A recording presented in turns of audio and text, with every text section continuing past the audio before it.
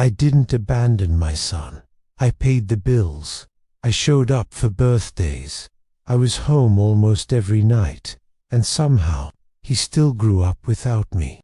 It took me decades to understand how that's possible. I'm 78 years old. I raised 2 children.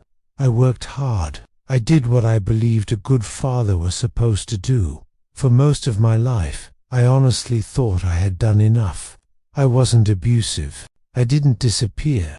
I didn't drink my way out of responsibility. That's why it took me so long to see the damage. There's a moment burned into my memory. My son was about 10 years old. He was sitting at the kitchen table, excited, explaining something he had built at school. I was standing there, nodding, listening just enough to seem present, while my mind was already somewhere else, thinking about work, deadlines, problems. At some point, his voice faded, not because he finished talking, because he realized I wasn't really there. I remember thinking, he'll understand.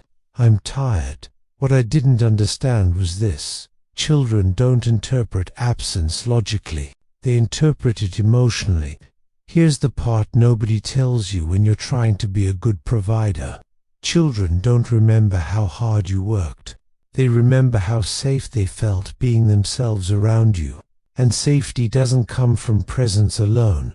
It comes from attention. I repeated this pattern for years. I was there, but distracted, available, but closed, responsible, but distant.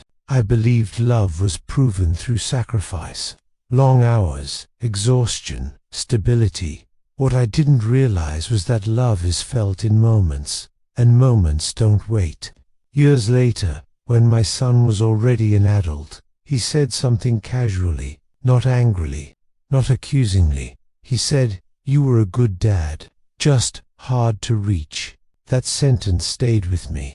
Anger means there's still a door open. Calm acceptance means the door has already closed.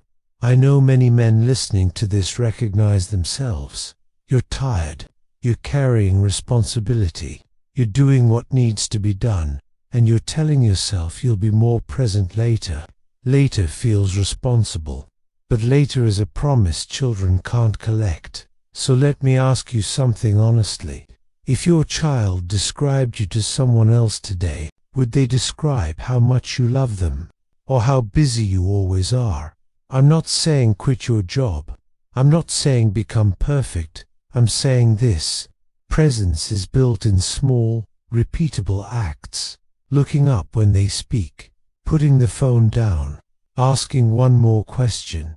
These things feel insignificant. They're not. I can't go back and redo those moments, but if you still have time, use it. Don't wait to be missed, to become present. If this hit something personal, leave a comment. Not for me, for yourself. And if you want more conversations like this, subscribe. I learned these lessons the hard way.